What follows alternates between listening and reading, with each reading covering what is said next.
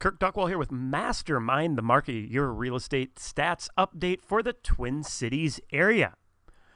Well, is it a fair market out there right now?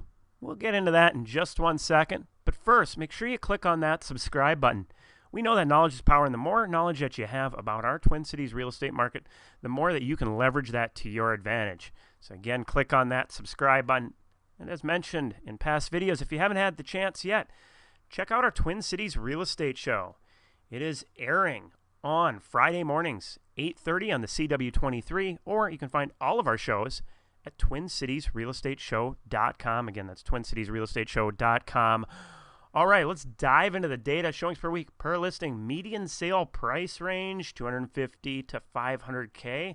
Jumped up week over week. So it was at a 4.26 up to a 4.38. So this is a little unexpected here. So this is actually performing better than we typically see during state fair time. So this is a more than fair market out there right now.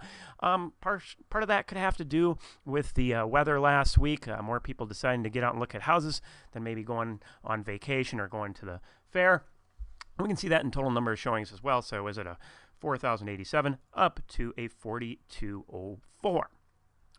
Moving on into the new listings out there, did go up slightly week over week, so was at a 1739 up to a 1757, while seeing pending sales fall back a bit from a 1521 down to a 1454. All of this bringing our inventory down just a bit. Hopefully this trend does not hold for too long, as the last few years, looking back all the way to 2018, we had seen inventory climb typically into that September timeframe. So if it does, though, start to drop off at this point, it could make for a pretty hectic spring market.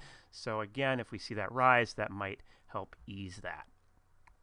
All right, as far as interest rates out there, holding relatively flat, was going back a few weeks, 2.87, down to 2.86, back up to a 2.87. So not a whole lot of movement, as kind of we predicted.